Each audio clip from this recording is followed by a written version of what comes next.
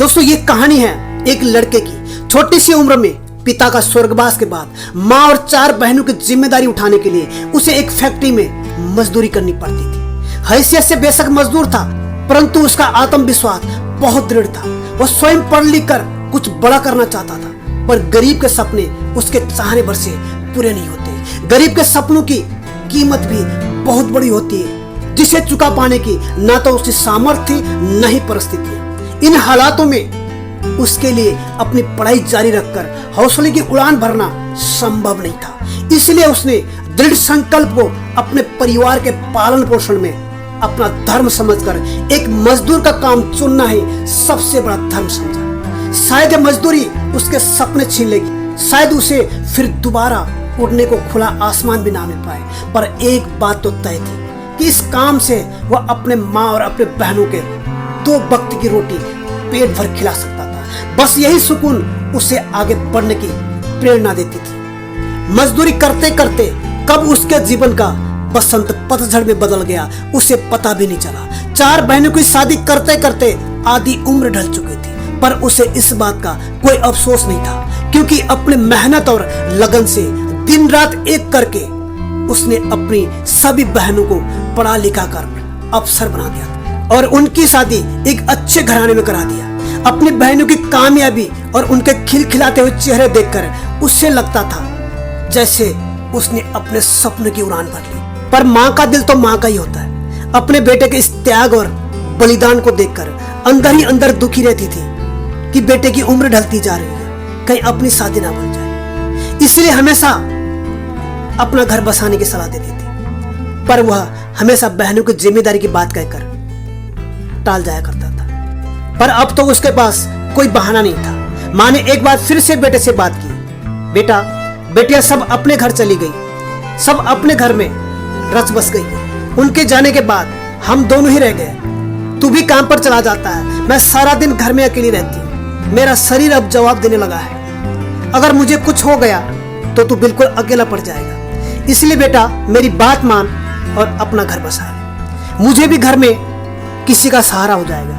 बेटियों के जाने से जो हमारा आंगन सोना हो गया है, घर की रौनक चली गई है, वो एक बार फिर लौट कर आएगी। बहू के आने से यह आंगन फिर से हरा भरा हो जाएगा। पोते पोतियों के खिलखिलाहट से मैं एक बार फिर से जी उठूंगी। माँ की बातें सुनकर बेटा मान जाता है और उसकी शादी एक अच्छी लड़के से तय कर दी जाती है। 4 बहनों को निमंत्रण देने माँ खुद चली जाती है, परंतु चारों ने एक ही जवाब देकर माँ को लौटा दिया कि मजदूर की शादी में जाकर भी अपना रुतबा कम नहीं कर सकते। समाज में हमारे पतियों का अच्छा नाम है, उनकी खुद की बहुत बड़ी पहचान है। इस शादी में जाने से समाज में उनकी हंसी उड़ेगी, इसलिए चारों ने इस शादी से किनारा कर लिया। माँ बहुत दुखी हुई कि जिन बहनों के लिए मेरे बेटे ने अपनी जिंदगी अपने सपने बिना सोचे समझे कुर्बान कर दी, उन्हें आज अपने भाई की शादी में सम्मिलित होने में शर्म आ रही है। चुपचाप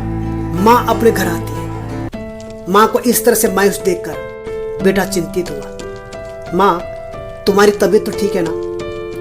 किसी ने कुछ कहा, पर माँ में सच बताने की हिम्मत नहीं थी, इसलिए बेटे से कुछ नहीं कहा। बताया, नहीं बेटा थोड़ी उम्र हो गई ना, इसलिए थक गई हूं। जल्दी ही शादी का दिन आया। बेटे की शादी हो गई। शादी में सब बहनों के बारे में पूछ रहे थे, पर माँ हर बार कोई ना कोई बहाना बनाकर टाल जाती थी। लेकिन लड़का समझ जाता है। लड़का दिन रात मेहनत करता है, क्योंकि लड़का बहुत मेहनती था। जब मेहनत करके 4 बहनों की शादी कर सकता है तो अपने परिवार के लिए बड़ा भी कर सकता है। बहुत मेहनत, अनथकत मेहनत करके उसी गांव में एक बहुत बड़ा बिजनेसमैन बन जाता है। दोस्त, वास्तव में जीवन नदी और रास्तों की तरह कभी भी सीधे सपाट नहीं होते। सांप और सीढ़ी के खेल की तरह होते। बस पासा फेंकना ऊपर वाले के हाथ में होता है। जैसे मनुष्य घुटनों में चलकर पैदल चलना सीख जाता है, वैसे केवल 4 मंत्र अगर हम सीख ले, हम जिंदगी में बहुत आगे जा सकते हैं। नंबर 1 समझदारी, हुनर चलने का और गिर कर संभालने का। नंबर 2 ईमानदारी, जो कुछ आपने सीखा है उस पर अमल करने का।